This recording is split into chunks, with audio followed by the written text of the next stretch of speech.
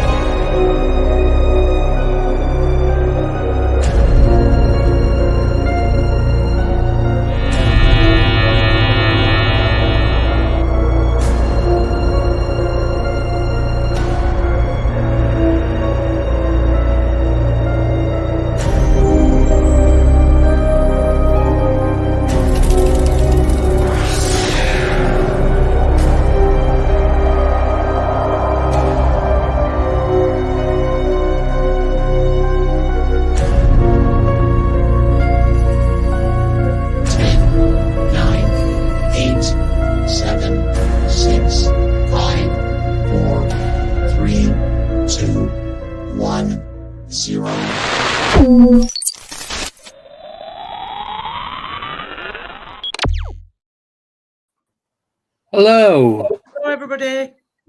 Good evening. And welcome. Welcome. Just going to say welcome all night. Yeah.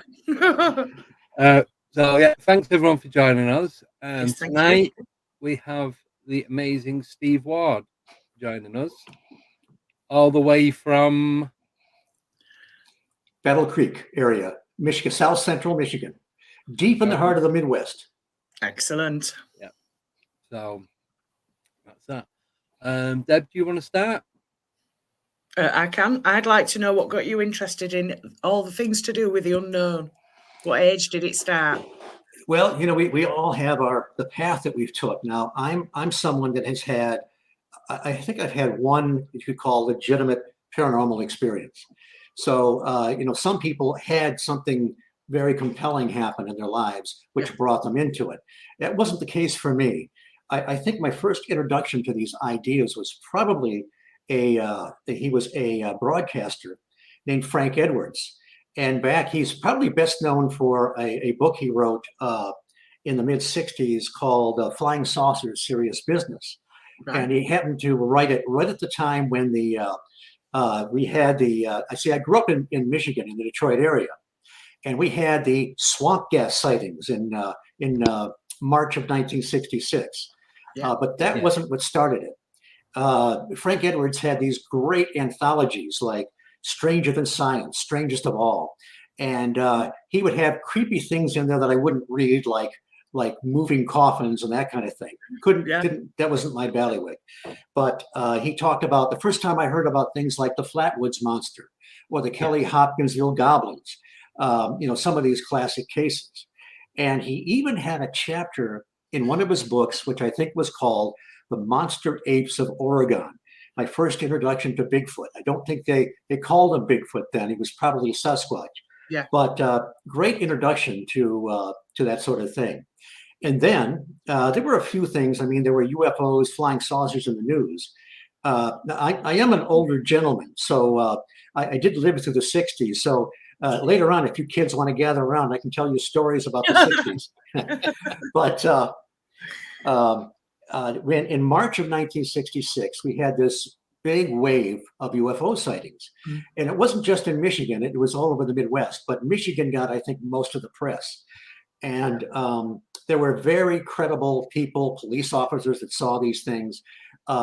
About, maybe an hour from where I live right now, in Dexter, Michigan, there was a touchdown of a craft on the Frank Manor farm.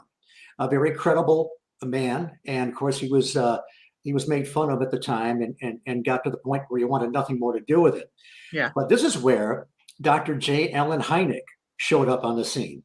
And this is when he was still attached to Project Blue Book. Now, please don't look at that TV show, Project Blue Book, as any semblance of real history. No. You know, they made Hynek into, I like the guy that played him, but they made him into kind of an action hero or whatever. And they took such, I don't mind artistic license, but good Lord, I think they should be arrested for some of the things they did with some of those shows. Oh, but he actually contacted, now he was still attached to Project Blue Book at the time. By this time, he had begun to believe there was really something to this, that there were a lot of credible witnesses. Prior to that, he was an astronomer at Evanston, in Evanston, Illinois, at Northwestern University. But he still had to straddle the fence. You know, he was kind of a publicity guy partly for Project Blue Book. And they didn't want him to go full bore saying, oh, yes, we're being visited by aliens or whatever. So there was a news conference where he's trying to straddle the line. And there was a sighting in Hillsdale, Michigan. It was an all-girls college then. And they saw these lights in the woods, and it was near a swamp. And he thought perhaps some of those sightings, not all of them, perhaps some of them were swamp gas. And I remember this news conference. I mean, I was sitting at home on my television. I was in junior high school at the time. So I couldn't go around playing UFO investigator because I couldn't drive, you know? So he, of course, the press latched onto that. UFO mystery solved, it's swamp gas. So that was quite a big event. And it was fun to watch not everybody in the press made fun of it. So it was a pretty interesting time. Now, a few months later, in November of that same year, was the first major flyover of the Mothman. And this is before Mothman even had a name. There were two couples chased down Route 62, just north of Point Pleasant, West Virginia, just on the edge of the Ohio River. And they saw this winged humanoid, so they said, with red glowing eyes in the TNT area. Now, the TNT area is a place about 6 miles north of Point Pleasant. It was they called it the TNT area because during the war, they actually made explosives for the war effort. And they stored them in these concrete igloos, which were covered with foliage and everything. In case the enemy ever flew over, it would look just like terrain. Well, in the 60s, it was long since abandoned. There was still the old North Power Plant was there. That's where they first saw this creature standing near the fence. And Linda Scarberry said it seemed like one of its wings were caught in the fence. They didn't know what it was at first. And then when it started shuffling around, they took off, went zooming down Route 62, and they were chased by this thing, they said, for quite some time. And so that's, I guess that's really what set off the course of my life, that the swamp gas sightings and that winged creature that showed up in 1966. Yeah, that's amazing. I'm assuming that this winged creature that was caught on the fence was human size. Yes, it was John Keel who wrote the Mothman Prophecies, and he chronicled a little over 100 reports. He didn't write them all up in his book, but generally speaking, it was 6-7 feet tall, somewhat man-like, although its eyes seemed to be down in its chest. That's why some people thought it was just a large owl, because it kind of gave that appearance. Yeah. They were red glowing eyes. It doesn't seem like some people have thought it was eye shine. It doesn't seem to be what people were seeing. Yeah. The wingspan was maybe about 10 feet. And the Mothman was quite a paradox, because it shouldn't have been able to fly. Its wingspan probably wasn't wide enough. And also, it didn't always flap its wings when it took off. It would take off straight like a helicopter, put its wings behind it. And there were other aberrations about it that where it's very difficult to determine whether it was a flesh and blood creature, an apparition. Keel even got some reports of close proximity where it sounded like it was giving off kind of a humming noise as if it was mechanical or something. Right. So, when people ask me what the Mothman was, I don't know what the hell it was. And even John Keel couldn't tell you exactly what it was. No. I've heard one report where it was giving off sort of a hissing noise. It gave they said it gave off a noise like a squeaky fan belt in some cases. Right. Yeah. Which doesn't sound very fearsome. I'm part of the Mothman Festival, and there's a couple of guys that fly the Mothman during the hayride on Saturday night, and they've got a really cool sound effect. It doesn't sound anything at all like the Mothman did. So I think if we did a loud squeaky mouse noise, people would want their money back. Yeah, probably. Yeah, it's not very exciting. Yeah, I'm just going to throw a picture up for anyone who doesn't know. Yeah, there are many stylized versions of this thing, including the statue that sits in the heart of downtown Point Pleasant. Yeah. That's beautiful, is that? Yeah. Well, as beautiful as that can be. Yeah, in a creepy kind of way. Yeah. And then obviously there's this style, which isn't really what it looked like. Apparently. No, but that's when anybody says Mothman, that's the one that I always imagine. So that's more like Owlman. It didn't have the general descriptions of it. It didn't really have very much detail. No. So what's the most recent sighting, Steve? Good question. There have been a few sightings. I can't really tell you for sure. Most of them took place in the 60s, or you can dig a couple of them out, I think, in the 80s and 90s. But it was really pretty much that particular space and time, with all the other things going on, the UFOs and so forth, was pretty much when it happened. A lot of times, they'll talk about the Chicago Mothman and other Mothmen. When you get into the winged creatures, whether they're more like pterodactyls or thunderbirds or whatever, there's quite a variety. And there's only been one other sighting that was very similar to the way the Point Pleasant Mothman looked.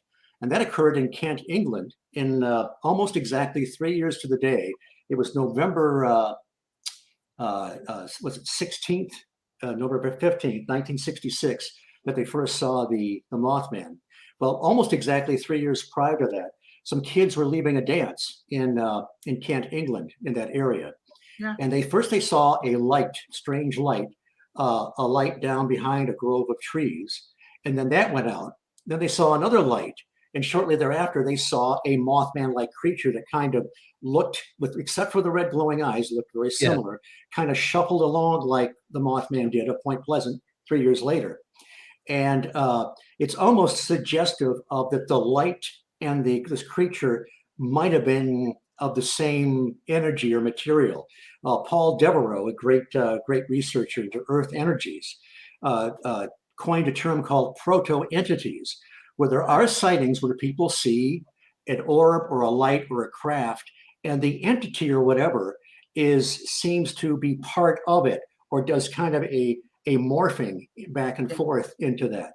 So that's there was a case, I think he said, in Nottingham Canal, where some 3 kids, they saw the mist rising up off the canal. It seemed to collate into something like lights or whatever. It started coming toward them.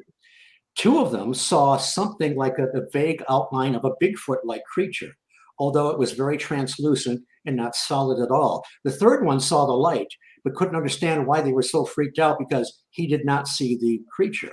That's characteristic, as you know, in a lot of these cases where a group of people will see something in the sky. The shape of the object or craft or whatever it is, it appears differently. Some people don't see it at all. So some of these things may be clues to what we're actually dealing with. It may not be a totally physical phenomenon in some cases. Yeah. Right. Very interesting. Yeah. Should we jump to a couple of questions first? Yeah, because there's some We're getting relevant quite ones. a few in. Yeah. First one is from Nickname. From history, what does Mothman resemble? He kind of resembles a, if you take away the detail, he kind of resembles an owl. Only this owl is 6 or 7 feet tall, and chases cars. But it doesn't really. John Keel thought there was sort of a connection to the Garuda, the Garuda of Islamic folklore, and in fact, the original title that he wanted to call the Mothman prophecies was the Year of the Garuda. It really doesn't resemble. It's kind of an aberration. A lot of cryptozoologists kind of leave it alone because it's in that sort of that netherworld of what is it? An apparition, a phantom, or is it a real physical, undocumented creature? Right. Thank you. Next question is from Nickname again. Is Mothman a physical entity? I don't know. It may be paraphysical or temporarily physical. John Keel spent a lot of time. It's not real easy to condense John Keel in a few words, but he talked about, and I love this word, transmogrifications of energy. He talked about the superspectrum and ultra-terrestrials. The idea of the superspectrum was kind of a literary device to try to deal with energies that exist and interact with us, but they're outside the visible light spectrum. Yeah. The term ultra-terrestrial is kind of, again, in later years, he gave an interview to Richard Toronto. Richard Toronto was the guy that published the Shaver mystery fanzine called Shavertron. And he scored in the 80s, late 80s, he scored this great interview with John Keel. Keel said he used the term ultra-terrestrial as kind of a literary device. And he borrowed the term from Ivan Sanderson. Ivan Sanderson, of course, was the great British naturalist transplanted to New Jersey, wrote great books on UFOs and the unknown. He's probably best known for The Abominable Snowman, Legend Come to Life. So the ultra-terrestrial was just sort of a catch-all phrase to kind of deal with entities or energies or whatever outside the visible light spectrum, but something that it was at least temporarily real and would affect our environment. So it's possible that he examined when he went to the North Power Plant in the TNT area after that's where the Scarberries and the Mallets first saw this creature. He did find some kind of weird looking skinny little footprints that may have been associated with the Mothman. I don't know. It had a lot of weird properties. There was one case that he cites. He doesn't give the name of the man because he was kind of a high official in Point Pleasant. Right. He saw this thing outside his door, and he was standing on his porch, found himself going into a trance. And about 10 or 15 minutes later, he figured out that this thing was still standing there, but he went out and doesn't know what happened. Right, so what's that all about? There was another, Keel found this, but then there was also another investigator from Sweden who was turned out to be a friend and colleague of Keel. He followed up on many of the witnesses, the original witnesses to Mothman. Yeah. And many of them, after they went home, had an outbreak of poltergeist phenomenon. Wow. So how do we reconcile that with a physical being? A woman named Mrs. Thomason. Mrs. Thomas. She was one of the ones that saw the thing toward the end of that year, the year of the Garuda. She saw it in the TNT area. It wasn't flying.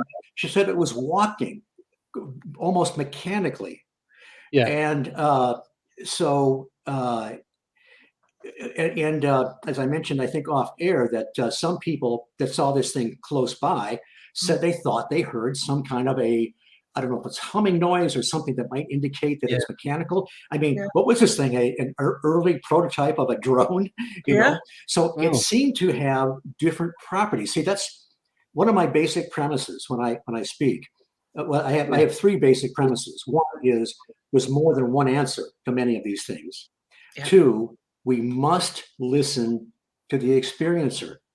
I have seen so many people, and I was there one time, and we still have to fight it, go in with preconceived ideas. Yeah. People will filter out stuff that doesn't fit their paradigm.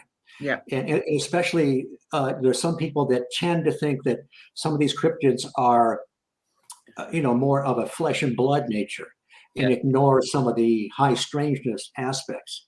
Yeah. Now Keel thought they were both. Even he wrote one of the first books I read by him was called Strange Creatures from Time and Space. And it had this great Frank Frazetta painting on the cover. It showed this like a state trooper or whatever with his hand up being besieged by all these beasties coming at him, Mothman and various. Now, it's been reissued in trade paper size called The Complete Guide to Mysterious Beings. Toward the end there, he talks about group 1 and group 2. Group 1, he thinks, are probably some real flesh and blood creatures that are out there that are just not documented by science. Yeah. But the second one, he cites a lot of instances where these creatures, they pop in out of nowhere and then they disappear. That's when he first talked about the idea of window areas. But he went further that perhaps these things are, they sort of manifest or whatever, perhaps guided by some intelligence, perhaps it's simply a natural condition of the planet. And he noticed things like UFO sightings. There were almost, hundreds, thousands of these things, and almost none of them looked identical. The same thing with the alleged, the landings. I don't know if you guys remember APRO, the Aerial Phenomena Research Organization, Jim and Coral Lorenzen. They wrote these great books I loved when I was a kid about flying saucer occupants. And that's, they talked about the Kelly Hopkinsville goblins, Flatwoods, the Cisco Grove encounter, the Antonio Villas-Boas abduction, where you had kind of went on a date with. Yes, right. I guess we could describe it that way. Yeah. But there was still quite a variety of sightings. He thought that perhaps, and also he felt that these manifestations would occur in the same area. That's why he called them window areas, generation after generation. Sometimes they would seem to change their facade. If you go back and look at the Jacques Vallee, Passport to Magonia, Joshua Cutchin, covered the same, some of the same material, only more so in Thieves in the Night. If you examine elements of folklore, there are many parallels with some modern day UFO experiences. Right. Missing time, for example. That's something that's taken as a given these days, from Betty and Barney Hill on. But back in olden times, real olden times, the people that believed in the fairies and the elementals, sometimes they'd have an encounter. They thought that just a little bit of time passed and the whole day had gone by. Yeah. Sometimes they'd be taken to inside a mountain or an underground kingdom. And nowadays, even now, some people believe they've been taken to an underground UFO base. And of course, some of them are taken to get one of those unscheduled medical exams that you don't need any kind of health insurance for. You don't get your results either. You just get probe examined and then let go. So it can be a real paradox. Yeah. So can I just ask, do you think that there's more than one actual Mothman, so to speak? It's possible, especially if these things are. If Keel was onto something about manifestations, transmogrifications of energy, who was it? Dr. Donald Oman. He's the guy that tried to exorcise Nessie, and he also tried to exorcise the Bermuda Triangle. Well, he had this great phrase. He called it the Phantom Menagerie. And there may be. I went to Point Pleasant, West Virginia, back in 2009. There was a TV show. I don't know if it was carried over your way or not. It was called Paranormal State, and it was about the college kids. Okay. Well, they had a Mothman episode, and with Chip Coffey, the psychic medium, was there. Yes. Well, they had in 2009 in February, they had a Return to Mothman event, which I went to. Chip Coffey was there. And it was interesting because I was out with him in the TNT area where all these old bunkers were. And he said, I picked up some kind of a weird vibration or energy here that I've never sensed anywhere else. Mm. He said, and again, for what it's worth, he thought there were 4 of them. Now, I have absolutely no idea how many there were, or if it's the same thing, or if it even matters. I mean, if they're coming out of that, monsters from the id, so to speak, or that phantom menagerie, perhaps it doesn't really matter the form that it takes. It is important to document these things because my third premise is that when you listen to people, of course, we're always trying to figure out if they're credible and have they seen something mundane that they've misinterpreted. But once you do that, I think you start to find patterns and parallels between different parts of the world, different parts of the globe, and different time periods. And we can talk about some of those if you want. Yeah. Well, for example, we're familiar with the literature where a close proximity of a UFO that appears to be a solid craft or even a ball of light seems to interact with combustion engines where they stop working. Yeah. Well, I think I've got the right place. Is it Northumberland, England? There was in Northumberland, Okay. 1960, a woman named Dorothy Strong was taking a ride in a taxi cab, and all of a sudden, this phantom army starts to appear, and they're marching right toward them. Now, they know it's from the Battle of Otterburn in 1388 because it has manifested before. Phantom armies aren't, they've even happened here in the US, like in Gettysburg and so forth. So this thing starts to manifest. The taxi cab stalls, the fare meter goes crazy, and they feel like they're being hit by a force field. Eventually, the apparition, the army dissipates, and everything goes back to normal. There's no record as to whether or not she was overcharged or undercharged on that fare meter. I would have let her go off free, Yeah, me too. But and then there's a great case in the U.S. in the mid '60s, I think, West Virginia, near Marlington, and it's right near the state forest. A guy named W.D. Doc Priestley is cruising along in his car in a 2-lane. He's following a hunting bus with his buddies, and all of a sudden his car stalls, rolls to a stop, and he looks over to his left, and he sees a classic Bigfoot standing there. He says he doesn't know how long he stared at this thing. John Keel wondered, he said if he'd been there to investigate, he would have tried to determine if this guy had gone into a trance, like some people do, or what happened. Yeah. So his buddies eventually see he's not there. The bus is turning around and coming back. The Bigfoot decides to recede back into the forest, and he's able to start his car again. So he doesn't say anything to his buddies. He takes off and starts up again. And then very shortly thereafter, his engine starts to chug. It starts to smoke. This time his points are all burnt out. And when the car stops, he looks over, and there's the same Bigfoot or his kissing cousin standing right there by the road. Wow. Now, he doesn't even tell his buddies this or tell anybody for months because they were planning on coming back and hunting. And he thought, if he tells them I saw a Bigfoot, they won't come back with me to go hunting. It almost makes the story more credible, Yeah. But there are other instances. Stan Gordon, who is the great researcher in Pennsylvania, chronicled a series of bizarre Bigfoot and UFO encounters in southwestern Pennsylvania, 1973, 74. He chronicles a couple cases like that, where the close proximity of a cryptid seems to, we can't be sure, obviously, seems to cause the car to stall. So, what does this tell us about the nature of these things?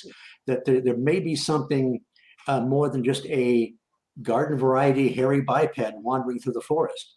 Yeah. Definitely, yeah. And then there's another strange pattern. You're familiar with the Skinwalker Ranch in Utah. Oh, yeah. Definitely. I won't get too deep into it, but that's one of the greatest sources is The Hunt for the Skinwalker by Knapp and Kelleher. Yeah. A friend of mine, Cheryl Lynn Carter, has co-written 2 other books, the Digging into Skinwalker Ranch and I think the Basin Files. And she's uncovered all kinds of other stuff. But the one thing I want to focus on is the bizarre case where they had about 4 or 5 black Angus bulls in a pen. And, these are prize bulls. Yeah. And these are, their pride and joy. They're high-end cattle ranchers. And the moment Gwen Sherman, they were working on another part of the ranch, and this is a time when they're right in the midst of all this craziness, UFOs, animal mutilations, disembodied voices. And the N.I.D.S team was there at the time, not on site, but the National Institute for Discovery Science, that then was founded by Robert Bigelow, had been there. Yeah. And she said out loud, she said, I don't know what I'd do if anything happened to those bulls. 20 minutes later, they're back. The pen is locked. There's no footprints, and the bulls are gone. Yeah. And of course, you know the story. They find them. They were all crammed in this white, unused trailer. Yeah. And they were in kind of a stupor. They woke them up. They busted the trailer all apart. It took them 3 or 4 hours to get them back together. Yeah. What the hell is that all about? That's almost like the idea of the trickster rearing his ugly head, at the moment she said that. And then let's go to Wales. Are you familiar with a book called The Dubbed Enigma by Pugh and Holliday? They chronicled just bizarre. There's several books on these events. In 1977, there was a wave of just everything going on in Wales in the southwest corner. 7 foot tall, silver-suited humanoids, little guys that look like leprechauns almost with silver suits, strange lights, just everything you can imagine was going on in this area. All kinds of bizarre UFO sightings, many sightings of these 7-foot humanoids.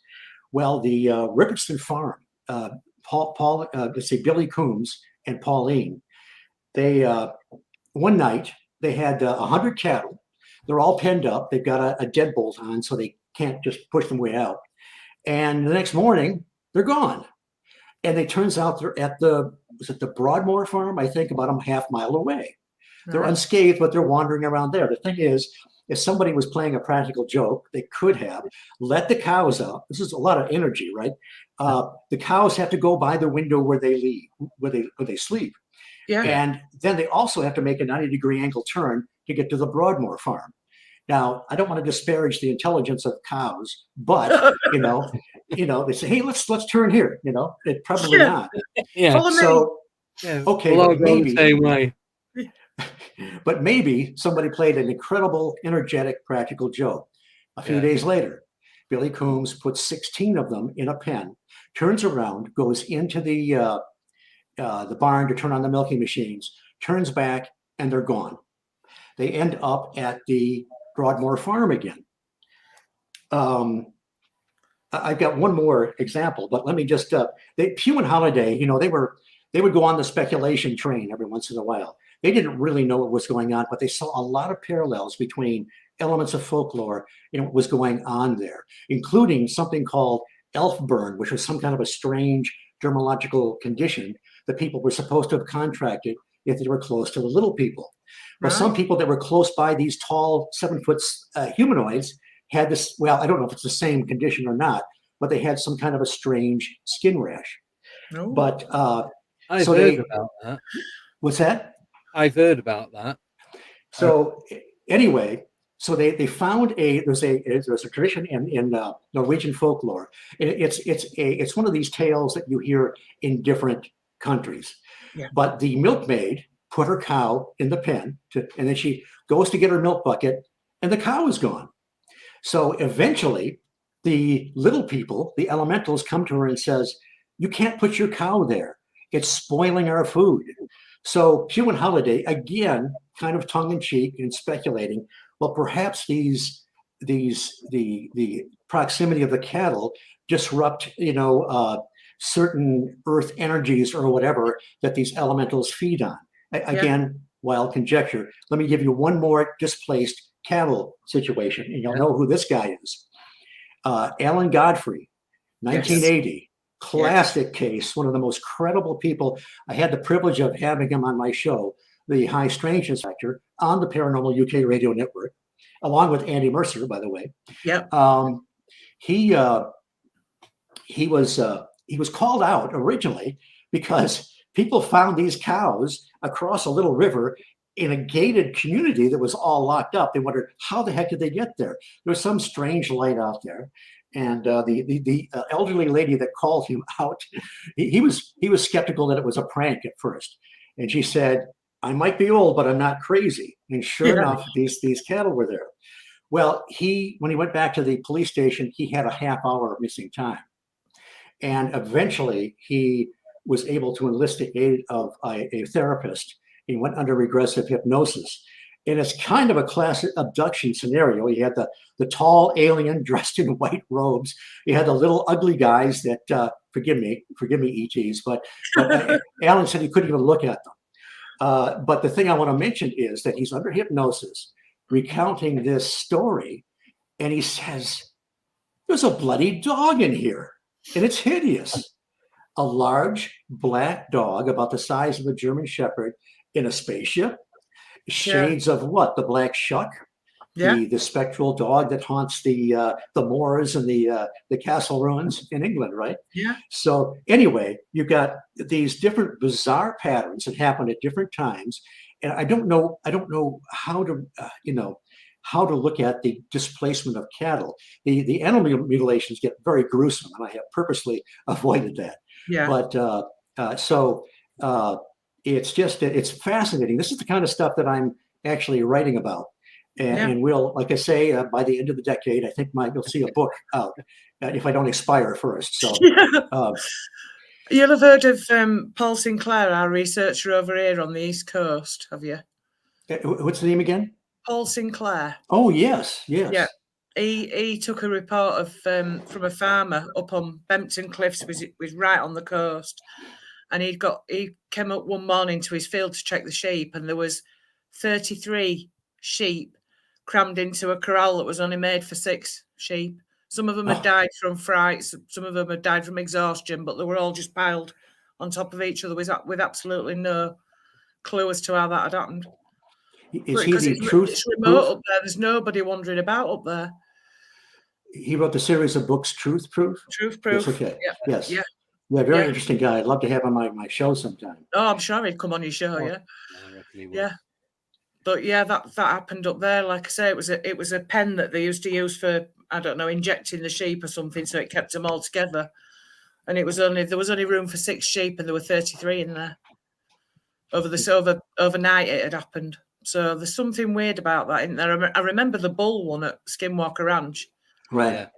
Because they were massive, the big, huge bulls, weren't they? So it was quite difficult to get them to move as it was on their own. It doesn't make any sense. I mean, if these are some higher intelligence, and they're playing a prank, it's the thing about the Skinwalker Ranch and some of these places, if you isolate certain aspects of it, you could say, well, it's ET. They've got a base there, or some interdimensional beings are coming through. When you look at the broad spectrum, you get poltergeist phenomena, and you get the trickster aspect. You get these crazy disembodied voices, and so it's hard to know.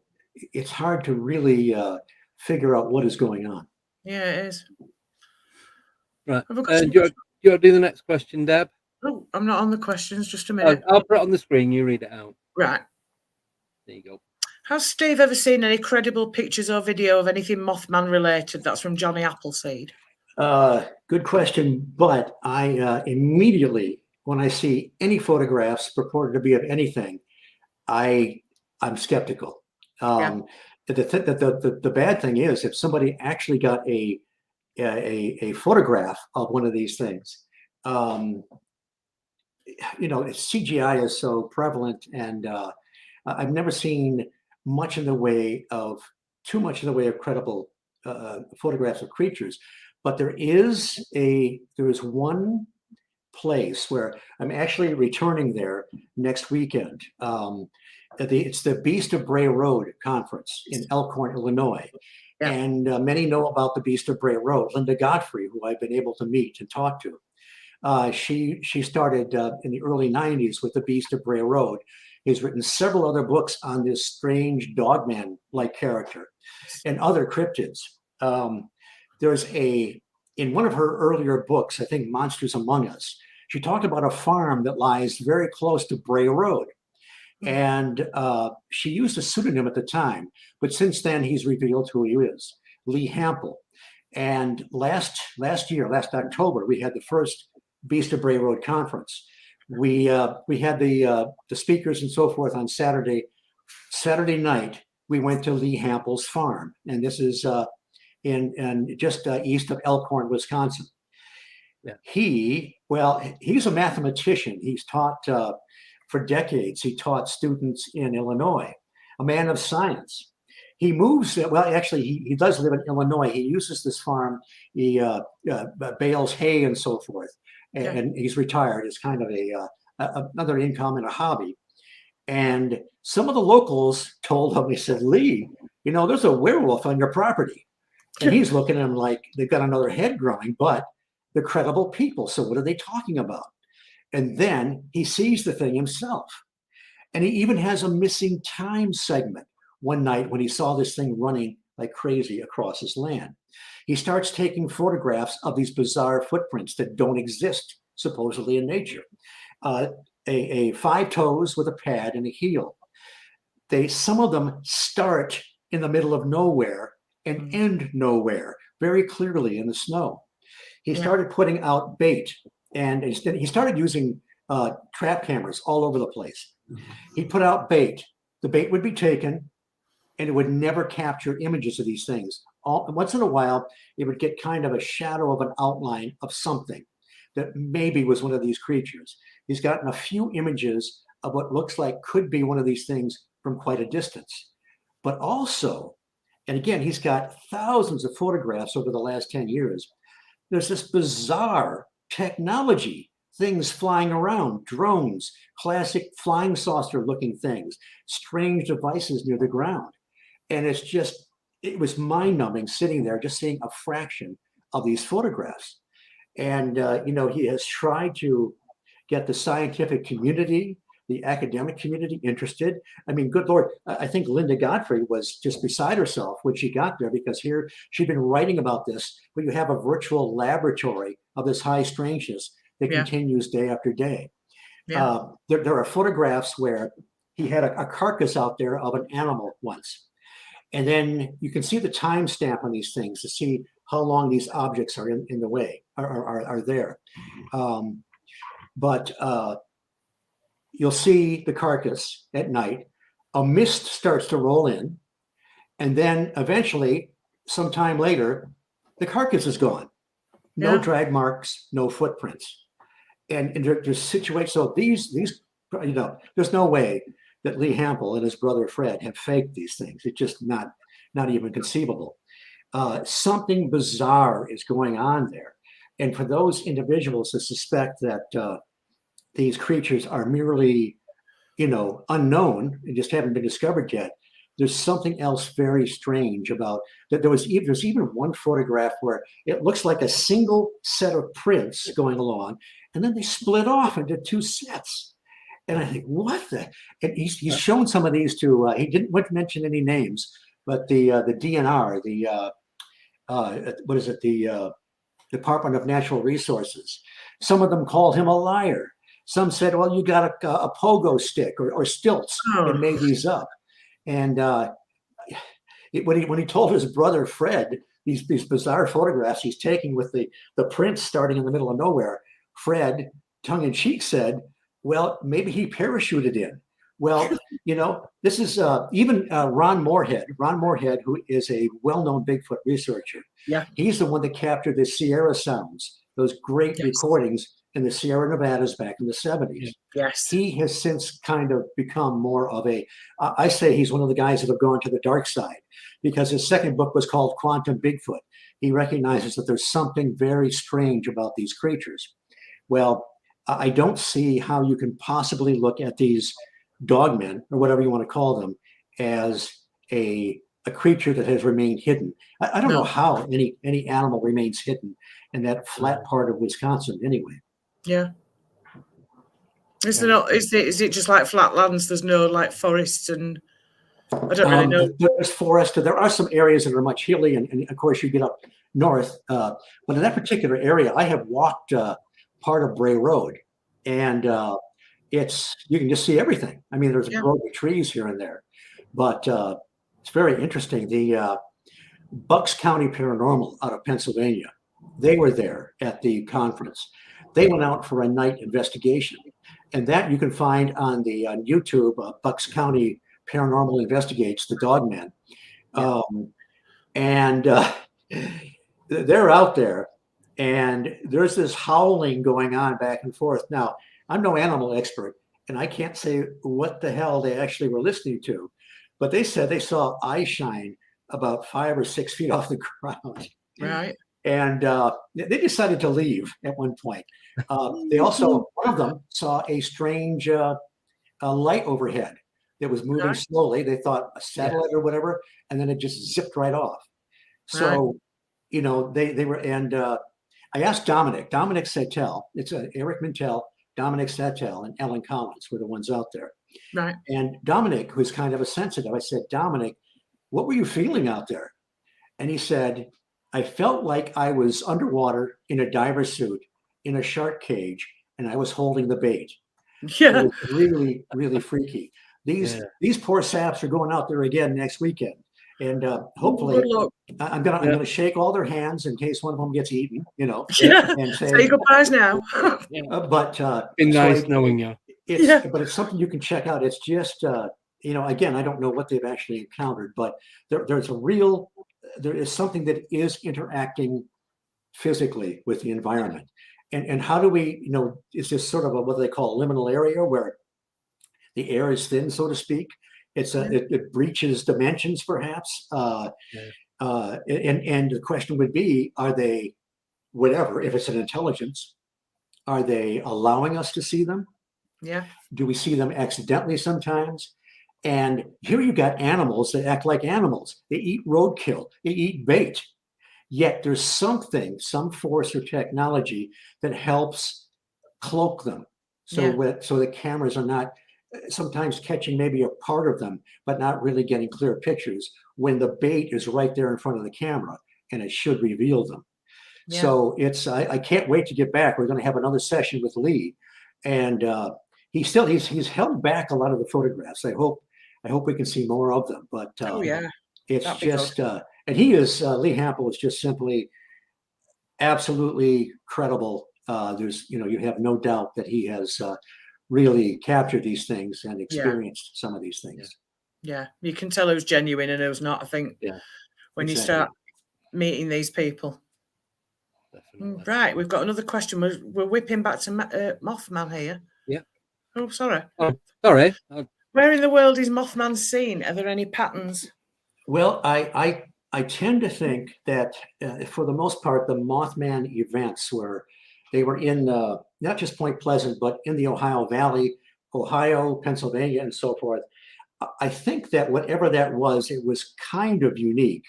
There are many, many winged creatures. There was the Wisconsin man bat of a few years ago, a really ugly looking giant bat thing. The father and son that saw it became very, very ill afterwards. There was the Houston Batman, which had kind of a different description. There are thunderbirds. People see these giant birds every once in a while. I don't know where the hell they migrate to or how they can hide. John Keel, there's a chapter in the Mothman Prophecies. Oh, I forget what it's called, but he covers all these bizarre winged creatures, from glowing giant birds to some man that they said was flying over Coney Island, New York in the early 1900s in some kind of a contraption, you know. So I'm very, there's a lot on the Chicago Mothman. But I know some of the early sightings were coming from the same IP address. And there's another great researcher named Allison Jornlin, who, by the way, went to Kent, England to investigate that one sighting Yeah. or that area, and years later, of course. But she went to a lot of the sites where these Mothmen were supposed to have been seen. And sometimes they didn't, if somebody's making up a story, they're describing the area, they don't get it quite right. She found several times where things weren't jiving. Now, Right. it's possible that some of these experiences, sightings are legitimate, but I have been very jaded by the original sightings. That I've got two good sources that said that they came into MUFON, the Midwest UFO Network, or the Mutual UFO Network rather, from the same IP address. Now that's certainly not all of them, but I'm just very, very skeptical, and I don't call every winged creature the Mothman. No. In fact, it had nothing to do with a moth. The Batman TV show was popular at the time in the 60s. Right. So some very creative copy editor dubbed him Mothman, even though he didn't look anything like a moth. So, yeah. Mm. Yeah. I've got a quick question, kind of. Sorry, Deb, before we do that one. Have you heard of the owl man that was seen in Cornwall in the 1990s? I guess like Keel thought he saw kind of a resemblance to the Garuda. The Garuda, I think, was more of a protector. Some people think Mothman was a harbinger, or even created the bridge disaster. Now, I don't know that there was any real connection with the bridge disaster and all those strange things that happened that year. I mean, people would see there was a certain spot where John Keel and his colleague Mary Heyer, who was the reporter at the time, she wrote this great column called "Where the Waters Mingle" because of the Ohio and the Kanawha rivers, and she would chronicle a lot of the Men in Black encounters, UFO sightings, and the Mothman. Well, they would go down to a certain area south of Point Pleasant called Gallipolis Ferry, and they went to this. I think we have found the hill where Keel went. He was very obscure about some of these places because he knew wannabe UFO investigators would go there and possibly pester the people. Well, we never pestered anybody, but they would sit on this hill, and people would see these strange, inexplicable lights coming over all the time in that era. So it was just, I just wish I could have been there at the time. Some of these flap areas. Yeah. But so I don't.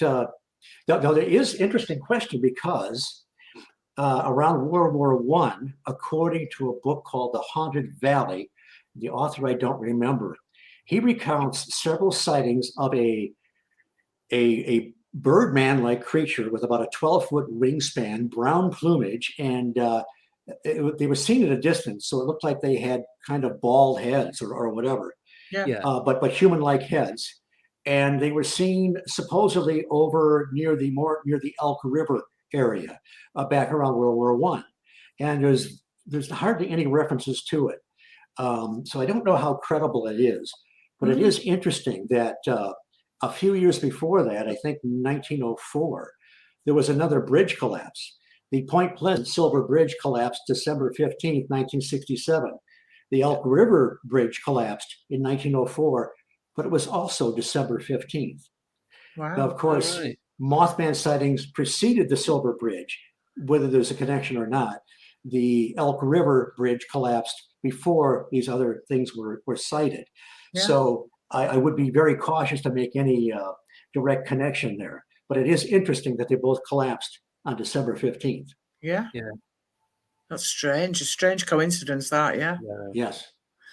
Question from Rick Allen. Has Steve ever found any references in mythology to a creature similar to Mothman? I haven't really looked into that. They in the film, the Mothman Prophecies, I think they were stretching things a bit, but they seemed to, I don't know if it was created for the film or whatever. I can't think of anything like that. I suppose there's always been kind of a belief in winged demons or what have you. And there are people that view this phenomena as demonic or something very negative. So that might be kind of a stretch, but there'd be an area that should be more looked into, and other people might be able to give you a better answer. Right. Thank you for that. Next one from Johnny Appleseed. Have there been any cases of attacks on humans or animals by Mothman? Apparently not. Mothman just seems to scare the hell out of people and chase cars. But there's never been any kind of an attack or anything like that. Again, you have one person was in a trance, and some others had an outbreak of poltergeist phenomena.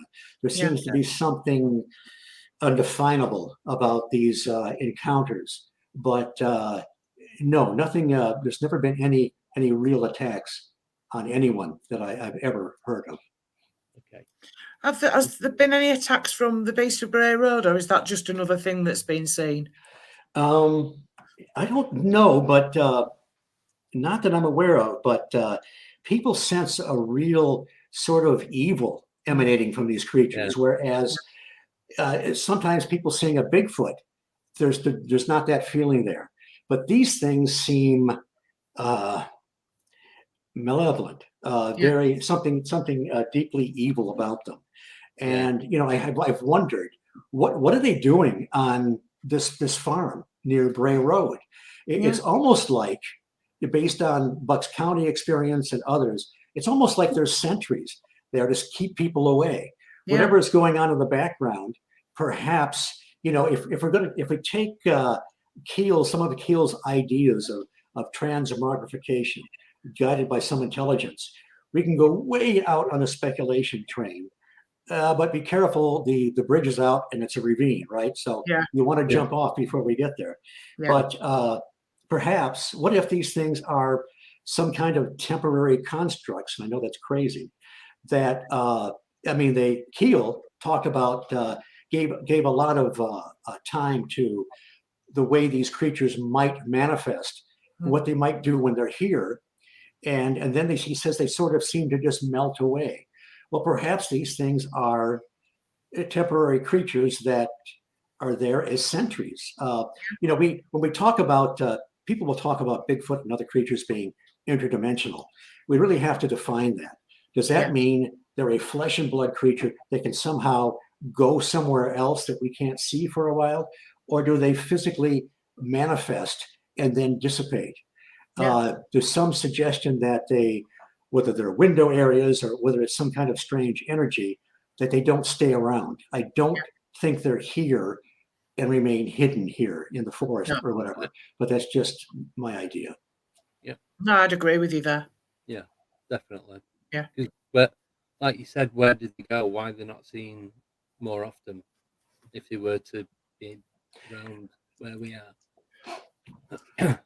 But I'm hoping that I will be able to stand a night vigil sometime on Lee Hample's property.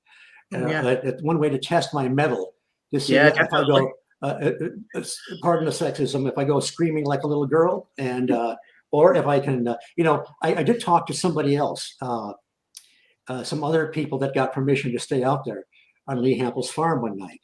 It got to be 3 a.m. and they didn't experience anything. But all of a sudden, this really thick fog, mist rolled in. Well, that'd be enough. It was so damp that they were afraid about their gear, so they left. Well, Lee has, chronicled these mists, and there's one photograph he has in the daytime. You see him out there. He's triggered the camera, and there's this mist all over the place, but he didn't see it. It wasn't visible. He sent us a clip shortly after we were there of something he filmed with, I think it was infrared. And it was somewhere on the property. It's dark, but you can see it looks like it might be a campfire or something. You see the light, you see the sparks and everything, but there was nothing there visually when he aimed the camera. What the hell is going on there? If there's anything to the portals or vortexes or windows, vortices, I should say, then I don't know if I want to go wandering around there very much. No, just get a chair and stay sat. Yeah. Good way to get out of paying taxes, but send other people out and tell them to write down what they see and bring it back to them. That's a good idea. But it's a fascinating area. It's one of these. I've always wanted to have access to one of these areas, these high strangeness areas. We've heard about the Skinwalker Ranch. There's the Bridgewater Triangle in Massachusetts. There's Marley Woods in Minnesota, or rather Missouri. It's just and that's so interesting. All these things, and Point Pleasant at least was one of those areas at one time, even if maybe it's tapped out. That seems to me to be the place to go, that maybe we can solve some of these mysteries where all these things occur in the same area. Some people think it has a lot to do with geography and the way the land is formed. But I know I don't know what it is, but it's not, I don't believe it's just a coincidence that all these different things happen in the same area. No. Right, well, that takes us nicely into the break. Yes. So we shall have a 4-minute break, so you can all go for a wee, have a cuppa. We've got a longer break. Yeah. I had complaints of I had complaints from the older viewers that they couldn't move around the house quick enough. I know all about older viewers. So for all those, we've doubled the time of the break. Yeah. So see you in 4 minutes and 9 seconds. 4 minutes. Exactly. See you then.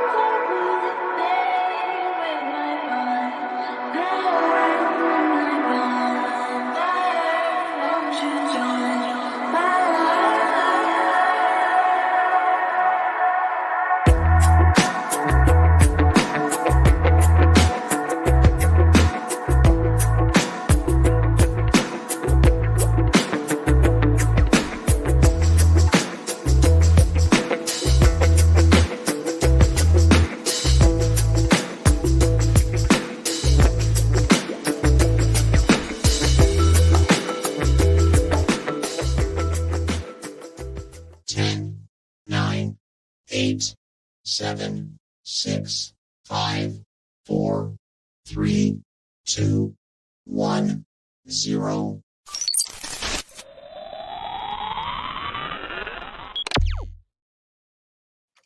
Hello. We're back again with our guest, Steve Ward. Yes. Great to be back. I'm going to ask the first question of the second half, if that's okay. So, in your opinion, what is the connection between Mothman and Indrid Cold? Boy, Indrid Cold. For those that don't know about Indrid, this actually happened a few days before the first big sighting of the Mothman in early November. Woodrow Derenberg was an appliance salesman, and he was driving not too far from Mineral Wells, West Virginia. It's north of Point Pleasant. He's going along Highway 77. He sees this elongated, sort of a cigar-shaped craft, but he says it looks like an old-fashioned kerosene chimney, where the middle kind of flares out. Yeah. And at first he thinks it's a truck behind him, but then because it's got lights, it comes up, kind of eases him off the road. He stops, and there's a gentleman that starts talking to him that identifies himself as Mr. Cold. And this guy is kind of, I think his hair is kind of slicked back. He looked kind of, a lot of times people will say that these entities, maybe they're not terribly politically correct, but he looked kind of foreign, kind of, I think, a dark skin or whatever, dark hair. And he's wearing some kind of a garment, like like made out of aluminum foil or something silvery. He's got his arms crossed, and he's just standing there where you can't see his hands. And they have one of these most pointless conversations, as so often happens that's one thing about these encounters with these entities. Sometimes they're ridiculous, nonsensical. Indrid wanted to know what were those lights up ahead, and Woodrow Derenberg said, well, it's a city. And Indrid says, well, we call those places a gathering. And they have this kind of pointless conversation. He says he's going to contact him again in the future. Later on, Woody finds out this guy's first name is Indrid. Now, supposedly some other people actually saw the craft and saw Woodrow Derenberger talking to somebody along the road. Now, the more you get into the Indrid Cold story, the more it appears that he embellished things, even assuming that he might have had an initial experience. John Keel felt that Woodrow was lying most of the time. And he wrote a book called Visitors from Langulus, right? Another one of these contact ebooks that are self-published and don't go anywhere. But here's the thing. A little bit before that, Mary Hyre got a call from a man that said, I got to tell somebody about this. He had a very similar encounter along the same highway with a gentleman that looked a lot like Indrid Cold. He didn't identify himself that way. And it just freaked this guy out. And then later on, his son suggested, well, we better not come forward with it. But this guy told Keel and Mary Hyre, he said, well, I've decided not to go public with this. This happened, and then a few days later, Woodrow Derenberger happened. So that's when Keel gave this more credibility, at least the initial experience. The guy said, well, that scientist fella said we should just forget all about it. And Keel said, what scientist fella? And he said, well, he said, he seemed like he knew what he was talking about and so forth. And Keel said, well, how did he find out about your sighting? You didn't tell anybody. He said, damned if I know. So, and then I'll go a little bit further on in Gallipolis, Ohio, which is on the other side of the Silver Bridge. There was a woman he identifies as a Mrs. Bryant. She actually worked in a hospital there. And she told Keel that she was leaving work one night, saw one of these strange craft. It was really late over the parking lot, and it landed. And these two men came out, very Indrid Cold-like. Another pointless. I mean, if these guys are really from another planet or wherever, you'd think they'd have something. It's almost like that TV show Elf. Elf wasn't really Yeah. an expression of what we think an alien might be like, but just another crazy conversation. And they all kind of, the descriptions were similar. Kind of like a Man in Black type, almost, if you will. Man in Black is sort of a generic term, though, not to be connected with the silly films that have been put out. Yeah. But so she said she got freaked out because the next day she sees these two guys in plain clothes right in downtown Gallipolis. She freaks out. She told, so Keel was very interesting because he would find out all about the person. He found out that people that had these experiences often had paranormal or psychic experiences all their lives. But it turned out that she lived on a farm in that area. They were seeing these large boxcar-like UFOs flying over their property. They had classic haunting phenomena.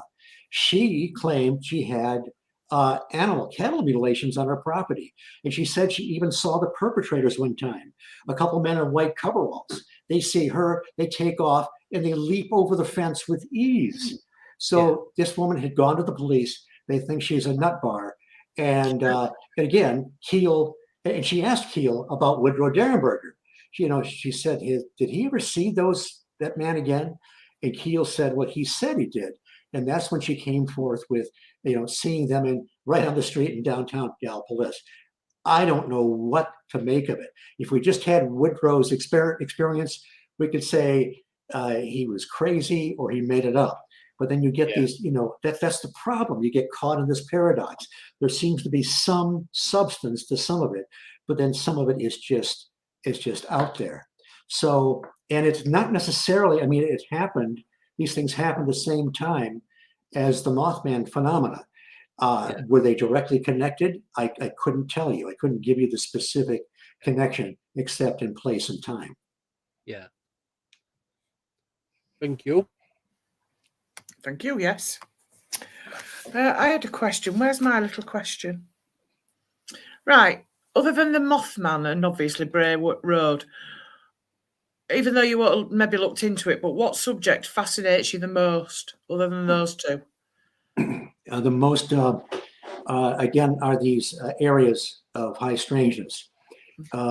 That's, and like we've just been talking about, these crazy patterns that show up. John Keel, he had these great catchphrases. One of them was, ask the contactee what they had for breakfast. Now, by contactee, he meant experiencer, he or she. And what they had for breakfast, he didn't literally want to know if you had post toasties or not. He wanted you to find out all about that person from the time they were born to the present time of their sighting. Because it would, now this, a few years ago, a young lady from New Hampshire contacted me.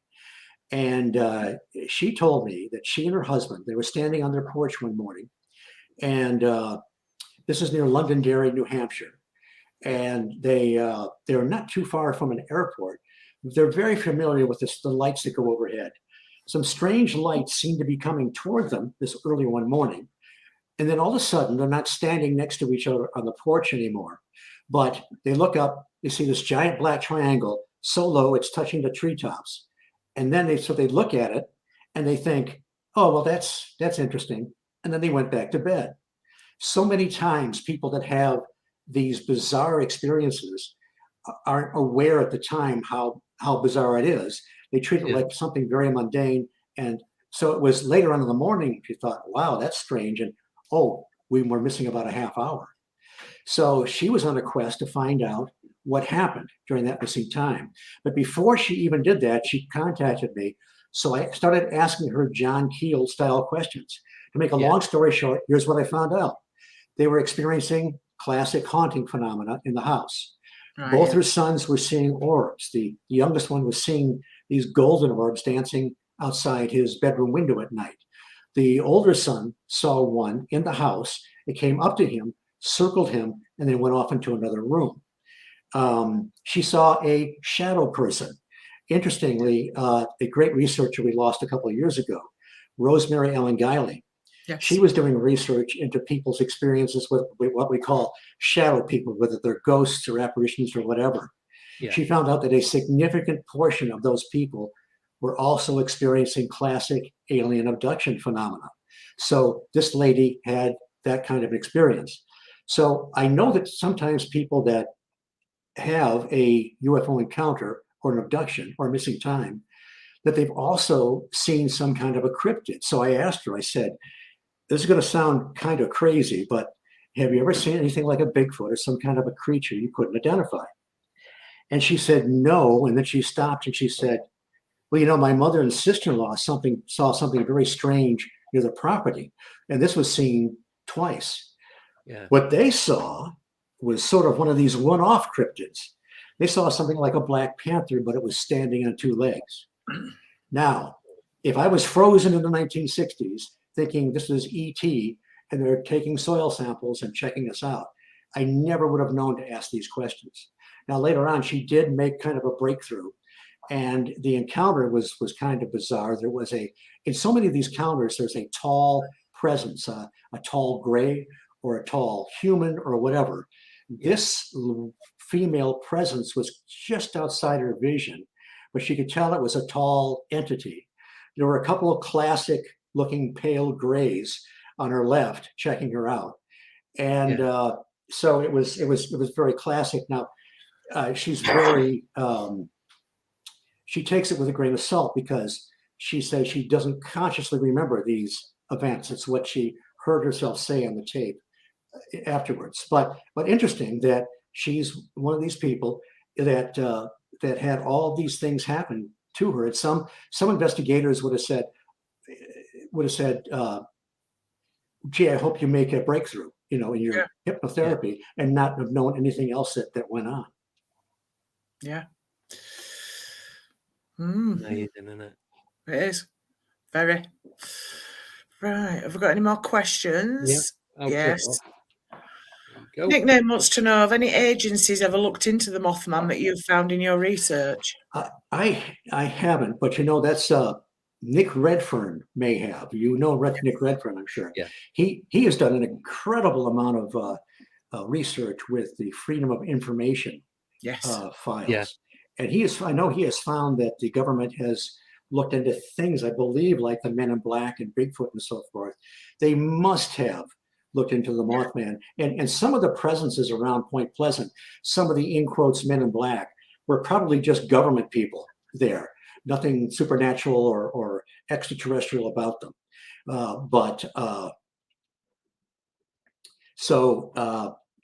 I would be surprised if they haven't.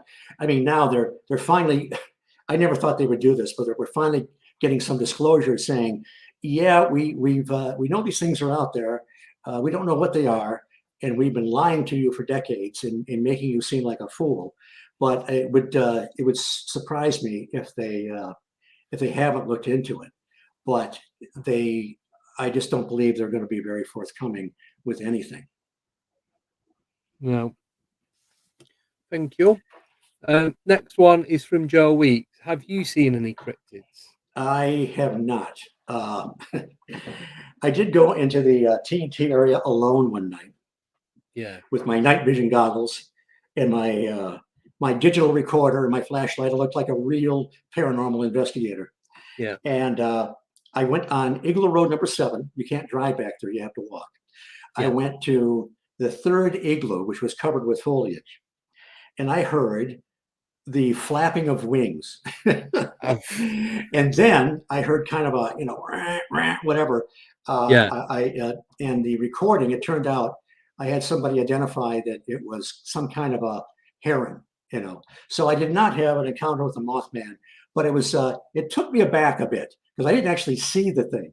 It was, I must have disturbed its rest. I really only had one experience that is kind of bizarre. I was out another time in the TNT area alone, trying to test my metal, I guess. And so I went out there. I went in one of the igloos. I had my camera going. I'm driving back because my motel is across the river in Ohio. I experienced a couple flashes of light, like a strobe. Sometimes those kind of things are trigger missing time or whatever. It could have been something completely mundane. I don't know. But I crossed the river. I went to my motel room. I walked up the steps, opened my door. The TV set turned on by itself and started flipping through channels steadily. Yeah. And I'm thinking, no, this doesn't happen to me. This happens to other people. Yeah. And so, being an intrepid investigator, I unplugged the damn TV and went to bed. But there is a postscript. Next year, the following year, a couple buddies of mine and I were saving money.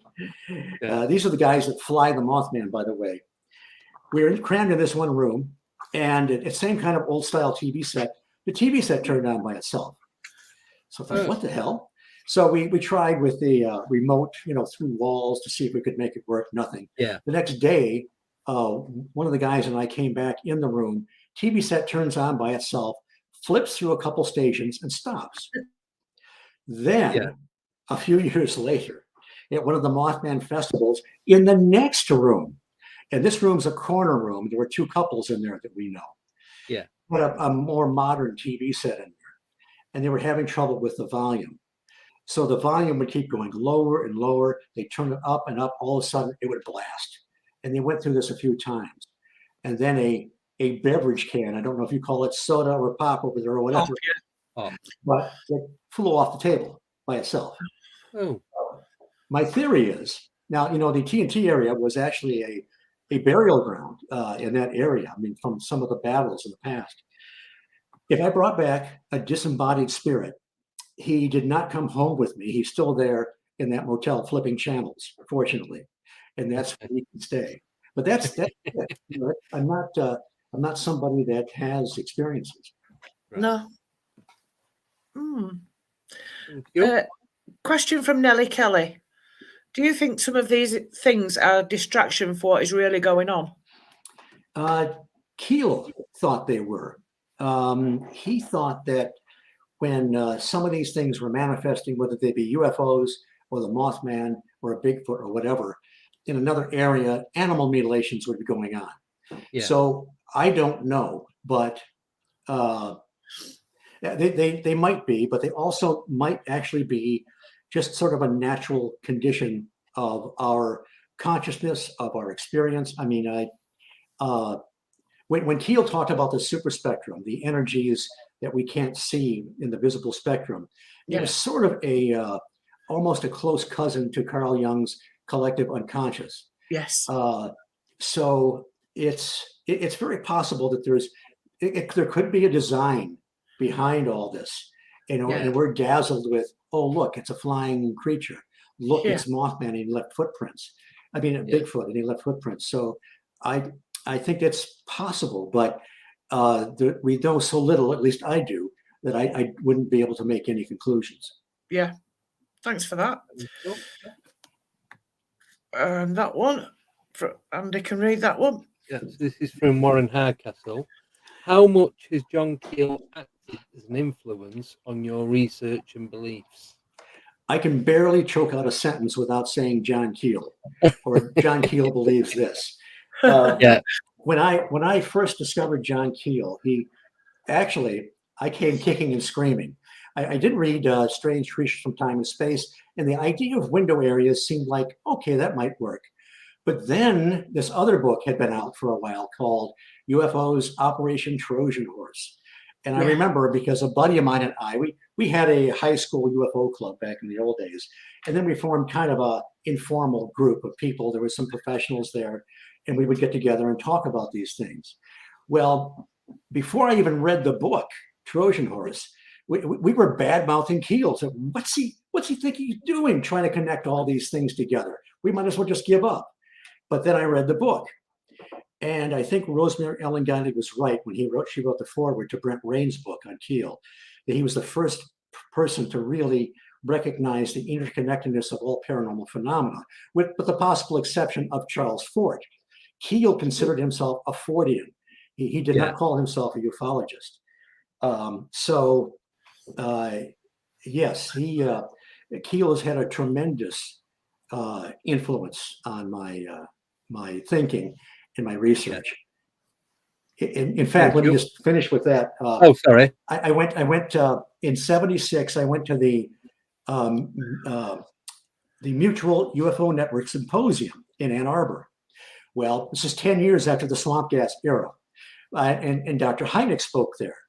And this is when Hynek became one of the good guys. He threw off the shackles of Project Blue Book and the Air Force and the government, and started the Center for UFO Studies. And but I was there, man. I was like in the Church of John Keel.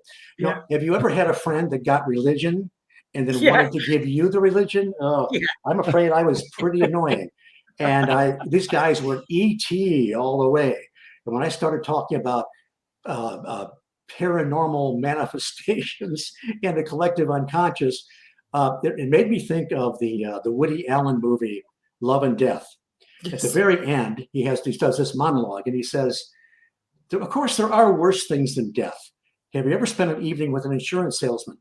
Well, I was that insurance salesman there, and these people are looking at me, you know, cross-eyed and like this. And I remember one guy, Bill Spalding, just got really annoyed. He actually was part of Ground Saucer Watch, and they were doing some good work on analyzing photographs. This is way before CGI.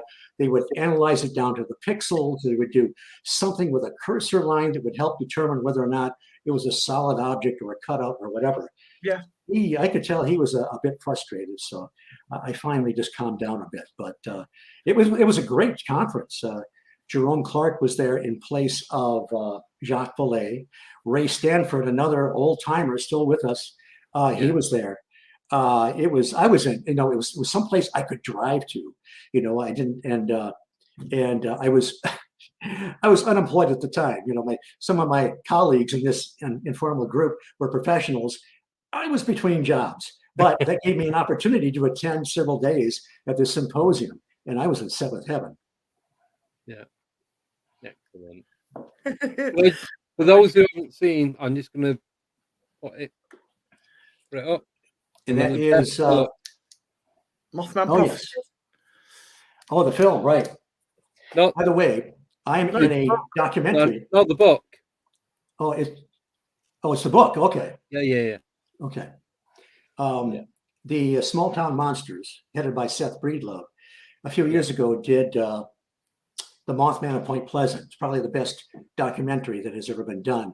He did a sequel called the Mothman Legacy, and you'll see my handsome countenance as one of the talking heads in there periodically. So it was a privilege to be in something so well done. Yeah. Brilliant. Right, next question's from Paul Tucker. Does Steve know if there's a common geological feature in the areas of sightings, i.e. the type of granite, etc.? Great show, guys. Thanks. Thank you, Paul. Yes, and that's not my area, but there are others that do cite granite formations, quartz, and so forth. It may be that these geologic, the makeup of these areas might enhance some of these things. I don't think they create it. I think something else is going on. I don't think it's merely the terrain or whatever. But I know some people have done more work on that than I have, and it's a very worthy area to look into. Yeah. Right. And you put on. There you go. Right. So this is from Nellie Kelly. What is the strangest encounter Steve has either had or looked into? Well, my strangest encounter was the possessed television set. So that's about it. Let's see, the strangest encounter. Oh, boy. I don't know if this is the strangest, but a friend of mine, Zelia Edgar, who's another Keelian, she's a very young lady, so she'll have some time to recover, but I'm an old guy set in my ways. She looked into the Rochdale creature. The Rochdale creature took place in Indiana in '72, I think. Yeah. It was kind of in the wake of the Missouri Bigfoot they called Momo. So they called this guy Roro, something like Scooby-Doo trying to form words, Yeah. But the thing was, that's good. The thing was that first they heard there was a stench. Then they heard footsteps, but no footprints. One of them felt something breathing on the back of their neck. As time went on, they started to see this thing, this Bigfoot-like creature with bright glowing eyes. Eventually, it left footprints. Eventually, it actually attacked chickens and ripped them to pieces, but didn't eat them.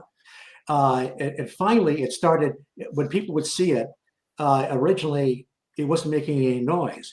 But then when people saw it, the footsteps were making noise. It's almost like if it was transmogrifying, another chance to use that word, becoming from the super spectrum, this ultra terrestrial becoming more and more manifest. And then eventually it just melts away. So, and that brings to mind, again, this is a great book that Celia wrote. It's called Just Another Tinfoil Hat Presents, based on her YouTube channel, but it's much more detailed than her YouTube. Very, very thought-provoking. Her mind works like Keel's. But she talks about being lost in transmogrification. And she talks about these crazy one-off creatures. There was the Enfield Horror in Illinois, I think in the 70s. This thing was seen by a couple different people, seemingly credible. It had 3 legs, it had pink eyes, and a couple arms protruding out of its chest. It's like, man, who designed that thing out of the Phantom Menagerie? They didn't have any blueprint for that. You know, we had the Dover Demon, I think in the 60s, was it? The Dover Demon in Massachusetts. It looked kind of like an undernourished gray, kind of a big head and a small body. Just seen briefly. There's been a few, the Loveland Frogman, Miami, Ohio, the Miami River. That was seen in 55, and then I think in the 70s.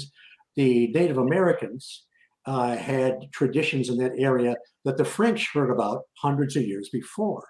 So these things, some of these things are just, some of them are seen once and not at all, never again. Some just a few times. So, you know, how do we put this in the lexicon of fantastic beasts? I mean, there are so many things. You know what it's like sometimes? It's like the Red Queen effect. Remember Alice in Wonderland? The Red Queen told her, "Oh, to get anywhere, you got to run faster and faster." And Alice would run faster and faster, and the trees stayed there in the same place. Well, that's what it feels like sometimes when you're being bombarded with these conflicted experiences and ideas. It's almost like you're not getting anywhere, but you're running fast. You're really trying to figure it out. So I hope one day I'll be able to shake the Red Queen effect and have some brilliant revelations in my book. Yeah. When you get around to writing it. Yes. Oh, he started right. He's just got to finish it off. Yeah. By the end of the century, it'll be fine. Yeah. If you don't have another question right now, I do have I met a man named Bill Edwinson in 2017. He was a survivor of the Silver Bridge. He was crossing it that night. He was 88 years old when I met him, right in Point Pleasant. I had gone to the remembrance ceremony, the 50-year remembrance ceremony of the bridge collapse. And right there is where they have all the names on the pavement, on the sidewalk, of those that died in that disaster. He, which means he was 38 years old when he was crossing the bridge in a truck, carrying material for a tire company. He was coming from the West Virginia side to the Ohio side, headed for Detroit. And he told us that, now you've probably seen the Mothman Prophecies film. Yes. You know, Richard Gere has a lot of time to warn people to get off the bridge, right? Yeah. Well, in truth, it took 30 to 40 seconds. Went down like a series of dominoes from the Ohio side. Bill told us that if you imagine the span of this thing, that it kind of just wobbled back and forth. And then all of a sudden it tipped. He's holding on to the steering wheel to stay in place. Everything gives way. The truck hits the water. He's forced. Now, this is December 15th. It's 20 degrees. The sun's almost down. Imagine the temperature of the water. He's forced through the window, right arm first. He showed us that he couldn't quite still straighten his right arm because of the pin in it. And he He goes right through the window. And the good news was that the currents started to pull him back up. The bad news was he had, as gentlemen will do sometimes, loosened his pants to be more comfortable driving. Yeah. When he hit water, they started to come off, but the curse of the 1960s pant cuffs, they were so tight they didn't go over his shoes. So it's dragging behind him. Something, debris or whatever, caught his pants and started to pull him under again. Oh no. So he was able to shake loose. He goes to the surface. His right arm is useless. There's a mass of that material floating on the water that he was hauling. There was a slit in the side. He puts his left arm in there to stay buoyant. Yeah. He said, he looked up and there was a bird perched on top of it and they're looking at each other. The bird, she probably had a nest underneath the bridge and was just as displaced as he was. Yeah. A tugboat captain now everybody mobilized when this happened, boats, everything. We try to pull people out of the river. Yeah. The tugboat captain, a tugboat captain saw him, intercepted his flow downriver and pulled him up out of the water, probably moments before he would have died of hypothermia. Wow. And you can see an article on him in the Mothman Museum, by the way. Jeff Walmsley has put together a phenomenal museum which captures, call it history, call it folklore or whatever, newspaper clippings, memorabilia from the film. It's so well done, and the merchandise is high quality. It's not some stuff you would get from, say, China, China, with Mothman stamped on it. But so that was phenomenal. Talking to somebody about an experience like that. Yeah. You know, we've all heard them on TV and radio, but yeah, I never talked to somebody that survived something like that. How many lives were lost? 46. Wow, that's a lot of people. I don't know the number of the people that went down on the bridge. You know, how many cars? There are records of that, but I just can't imagine. It was the 13th I-bar that gave way. Right. And it was built in the 20s, and the traffic for the 1960s, it couldn't keep up with it. And the train bridge, which it paralleled, is still up there. Yeah. And let me tell your audience, this is a real scoop. I'm moving to Point Pleasant. Yes. Of course, I haven't closed on the house yet, so God willing, and they don't pull the rug out from under me. Fingers crossed. Yeah. But I'm going to tell people not exactly where I live, but close. I usually tell people that I'm going to be a displaced Michigander, deep in the Ohio Valley, in West by God, Virginia, inches from downtown Point Pleasant, a stone's throw from the mighty Ohio River and the Mason-Dixon line, and also close to the road where the Scarberries and the Mallets fled the Mothman all those years before. Yeah. And I can actually walk in a few minutes to where the Silver Bridge, 6th Street, where the Silver Bridge used to span across into Ohio. Yeah. So, but I'm not so there yet. Jealous. If we Tell do everybody sequel, your other news as well.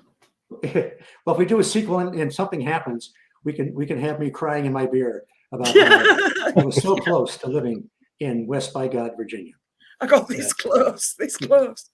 Nearly. Yeah. Yeah. So do you? Yeah, I was going to say, do you want to tell them the other news as well with the museum? Yes, that's right. I'm going to be. The museum gets really busy, especially when school gets out. It used to not be that busy, but now, I mean, and the Mothman statue, it's right there, just next to the museum. Yeah. They have a camera, they have a webcam, and if you're hanging around out there any hour of the day, people are showing up all the time, all weather, to get their picture taken with the Mothman. Now, the people that work there are so busy that they don't always have time to answer all the questions, and people want to know a lot of stuff. Well, I'm an older gentleman that has been looking at the Mothman since that little, can I say bastard, flew down Route 62 in 66. So I can help them. I can guide them. He's got a nice selection of books that I can guide them to. I can tell them about stuff in the museum. So I will be the greeter and the answer man and who knows what else. Excellent. I know, it's awesome, isn't it? Well done. And that's a scoop. Nobody else has heard this on the airwaves yet. Talk about a dream job. I know. Yeah, I guess so. You know.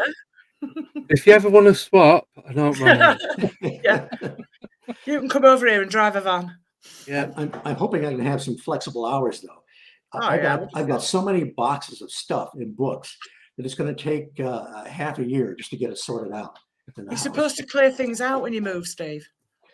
You know, that's a good chance to have a But clear out. it's my research library. I can't All let right. it go. We'll let you off then. If you look behind him, it's just full of empty bookcases. I know, yeah. Yes. So you can see my. Usually, this place is full of books stacked up all over the place. Now, it looks like the aftermath of the library at Alexandria. I think. Yeah. Right, we've got another question from Nick Main. Right. Does Steve feel like the film did the story justice, or does it need a remake? I love the film. My first reaction was negative because I thought they didn't demonstrate enough of the book. I wanted Right. more of the Men in Black phenomena, but it Yeah. made sense because if they actually did the Men in Black phenomena, people would make the connections with the silly films, that were not serious, you know. But there are a lot of elements of the film that capture the essence of the book. In fact, when I heard John Keel hadn't done any interviews for a long time, when the film came out, he actually did an interview on Coast to Coast AM with Art Bell. Yes. And he told Art, he said that he liked the film, and he said the thing they really, said they updated it, but the thing they really got was the paranoia that he felt. That there's a chapter in the Mothman prophecies called "Paranoiacs Are Made, Not Born." Yeah. And there's Brent Raines in his book on John Keel. It's called John Keel, the Man, the Myth, and the Ongoing Mysteries. It's either the foreword or the introduction was written by Rose. No, that's not the part. She said that John Keel was the guy that put all these things together initially. Yeah. But Brent Raines, there was a lady who was a friend and colleague, and maybe even more than that, with John. When he first saw the script, and the script is by, oh, come on, it'll come to me. When he first saw the script, this woman said he was actually giddy. He thought he said they've given, I'm married in it. They've updated it to the present day, but they finally got some of it right. And if you read one of the afterwards to a more recent edition of the Mothman Prophecies, when the film came out, he said that Hollywood managed to eke out a few of the basic truths, which is not an easy task. So I'm sure he was pleased with the royalties, but he was definitely pleased with the film.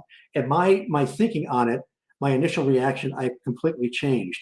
I love the film, and I love some of the best parts are the conversation between Richard Gere's character as John Klein and Alan Bates as Dr. Leek.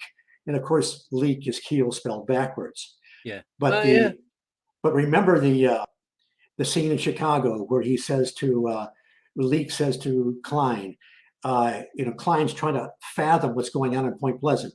He said, "You're more advanced than a cockroach. Have you ever tried to explain yourself to one?" And then toward the end, Richard Gere goes to see him again, and Alan Bates' character has been through all this. He's lost his family. He lost his job. He tried to deal with these forces, but it just blew up in his face. But Richard Gere says, "Didn't you need to know?" And of course, that's the way we feel, right? And Alan Bates plays it so well.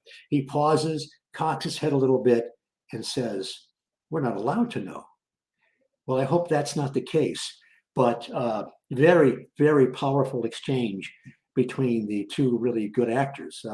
It's my favorite thing that I wasn't a big Richard Gere fan. I think he did a phenomenal job in this film, especially the scenes just talking to what's supposed to be Ingrid Cold on the other side of the phone. I mean, he's got to make it believable and go through all these emotions, and it's a really creepy series of dialogue. Yeah. See, I was the same as you. When I watched the movie, I was disappointed that they didn't bring a lot of the stuff out of the book onto the screen. I know they're limited to what they can do, but then I watched it a couple of times, and it kind of got. I think it got better the more I watched it. But I do still prefer the book to the movie, to be honest. Oh, sure. Oh, yeah. Because, Yeah. let me say something about the book. The book was twice as long. Keel likes to call them faceless editors, or he liked to. He's no longer with us, of course. But they cut out half of it. And now some of that survives in a follow-up book called The Eighth Tower, which is another great book to read. Yeah. He told Brent Rains never met him, but they corresponded and talked on the phone often. He told Brent Rains if he had chronicled everything that happened in Point Pleasant during that time period, it would easily fill 6 books. So it's, and if you read the book, it jumps around in time and place. Yeah. So, back and forth. and there's a lot of things that I just wish that you can get actually a little more of what was in the book. I think it's New Saucerian published 2 books, and they come a lot from Doug Skinner is a guy that was able to preserve a lot of Keel's information when he died. Yeah. A lot of that was almost lost. 2 of my friends were instrumental in getting that to Doug Skinner or notifying him. And from that material comes 2 books. One's called The Big Blackout, and one's called the, oh gosh, come on. The Big Blackout, and there's another one. But there's more of those passages in the Mothman prophecies. There's a lot more. You can see where Keel had written stuff and then it got condensed down, which you get more into Keel's head. He's talking to these people. He's talking about these people he's interviewing, and he's self-reflective. Is this person telling me the truth? And this Jay Perro was a main character in all this. And he said, well, the thing is, and he's writing that the big blackout and the big breakthrough, he's saying things like, well, some of the things she's come through with, which are supposed to have been from some other entity or channeling or something, she couldn't possibly have known, because he would keep a lot of the stuff close to the vest, a lot of his findings about people. So those 2 books will help fill in. And I guess Jeff Walmsley got lucky. He bought from an antique store. Somebody got a hold of a lot of the original handwritten manuscript by, not the whole thing, but by Keel. So it's just fascinating. But I never get tired of reading that book, and it's on Audible too. By the way, there's a lot of stuff by Keel that's finally available. There was a time period when he was being attacked. He was being forgotten about. The only book that was in print was the Mothman Prophecies. Yeah. Now about everything is.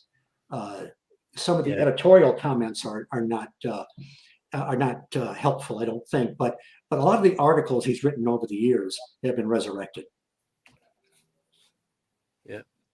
Yeah. Because I was looking the other day at the books he'd done, and I noticed there's a lot more available. Can't speak. There's a lot more available, even on Amazon. Yes. Whereas I'd say about a year ago, there was like only a handful. Right. And now it's just a big stream of books that he's done. Yeah, he's just fascinating.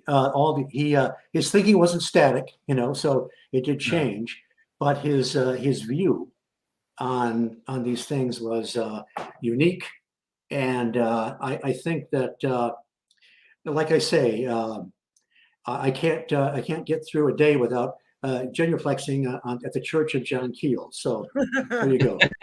Yeah. Right. Another question as we're coming up to 10 minutes to go. 10 minutes or so. Will Steve research any places in the UK? Well, if so, where and why? Well, I have been to the UK, and I had a chance to go to Stonehenge in fall of '73, and that's back when you could still go up and touch the stones. Yeah. I know you still can under, I think, special situations. Yeah. And so when I went back there, I was in the Navy. I was stationed on a nuclear submarine. Wow. And we pulled into Portsmouth, and I was frustrated because I only had 4 days. I got my duty day off, which was great. But I had like 4 months to travel, And now it's 4 days and I'm trying to relive former glory. So when I went back to Stonehenge, it was all roped off. I couldn't go up and touch the stones.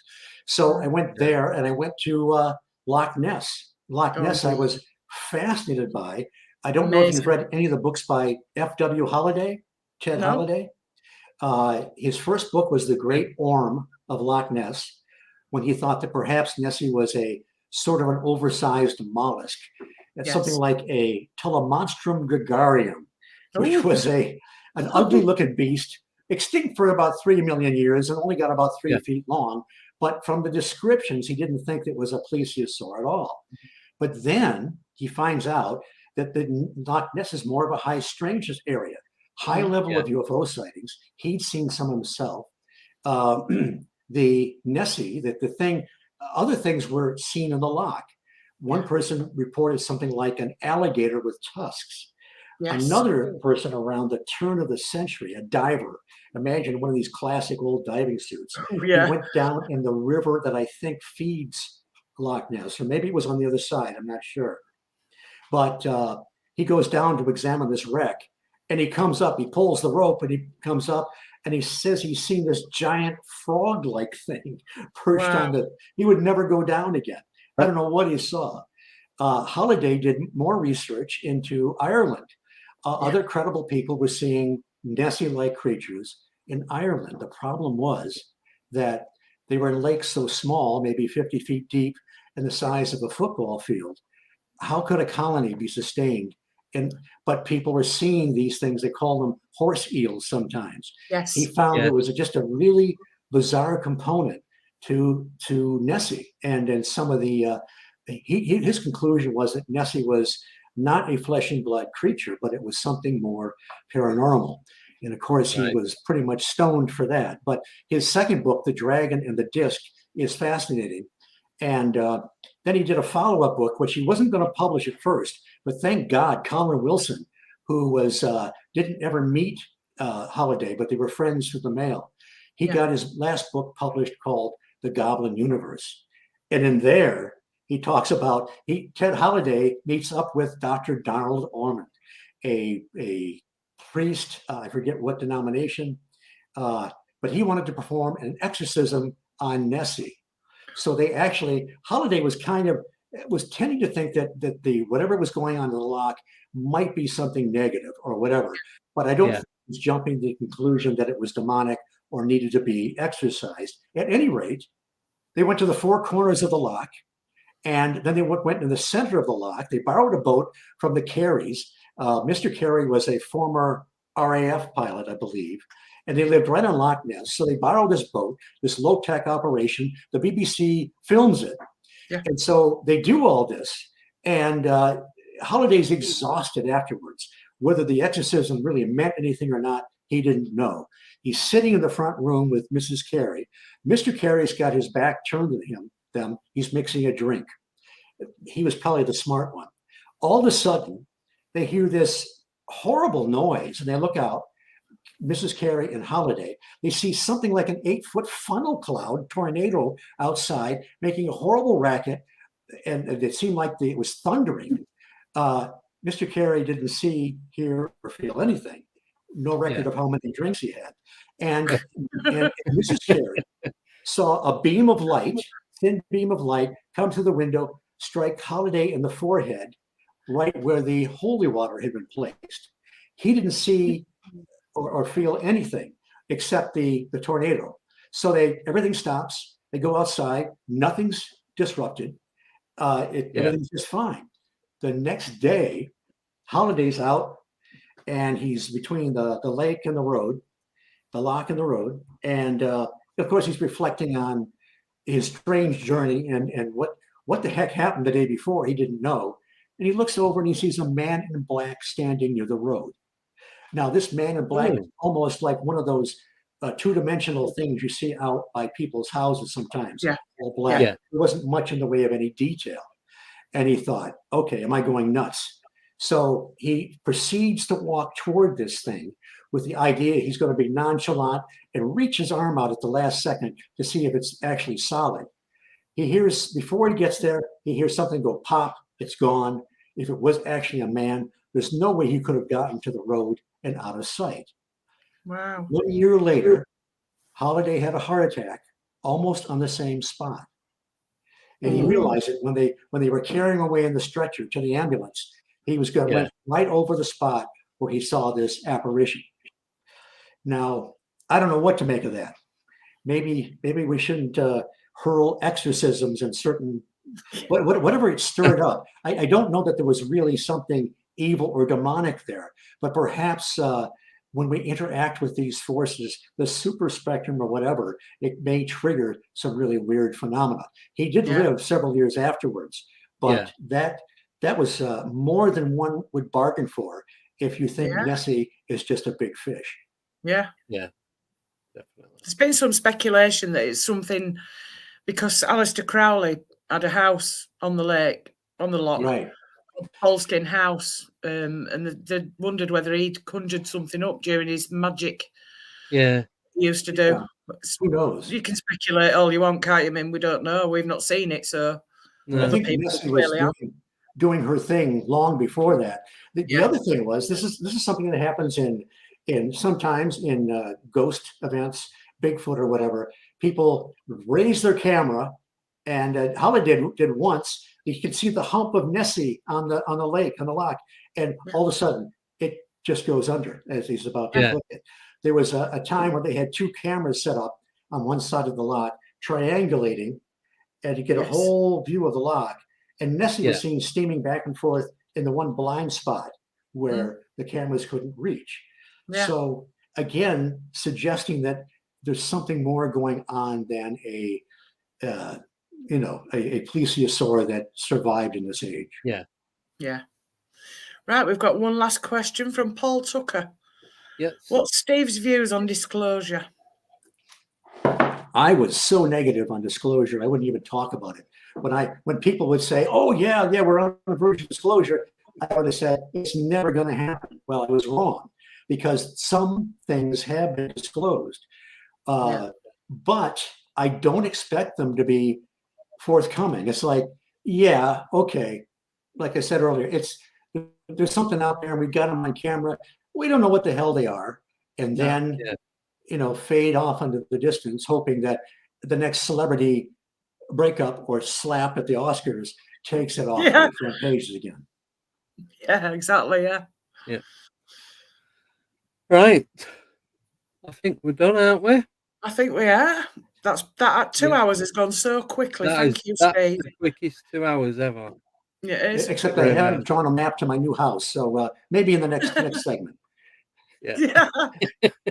We'll do that next time we're on. When you find out where you're actually going to be living.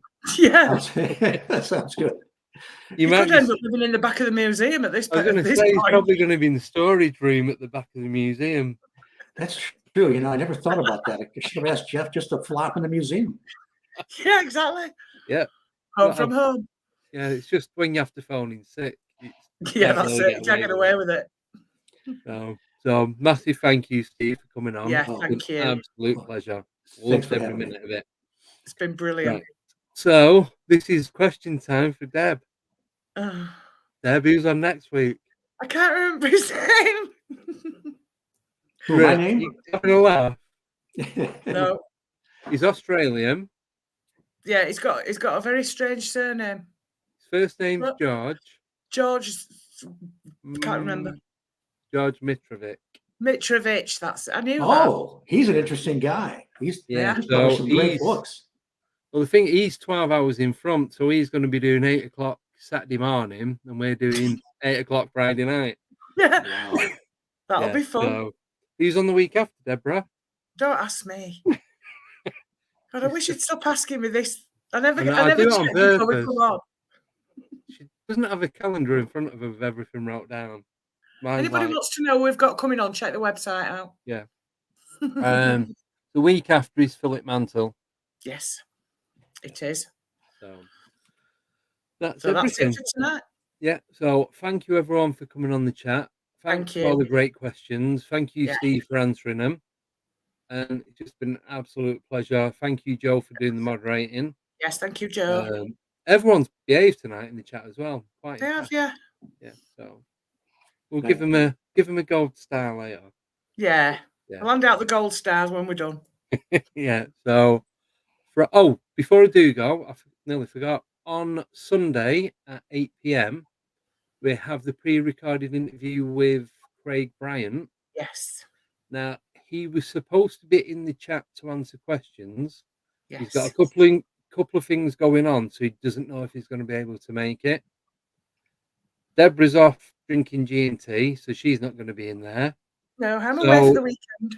You're stuck with me answering questions, so Even though he doesn't know anything. Yeah, don't ask me anything because I know nothing, especially on a Sunday Yeah. night. All I know is I've got to be up early for work, but Yes. I'll do my best. So, so we've got Craig Bryan on Sunday at 8 p.m.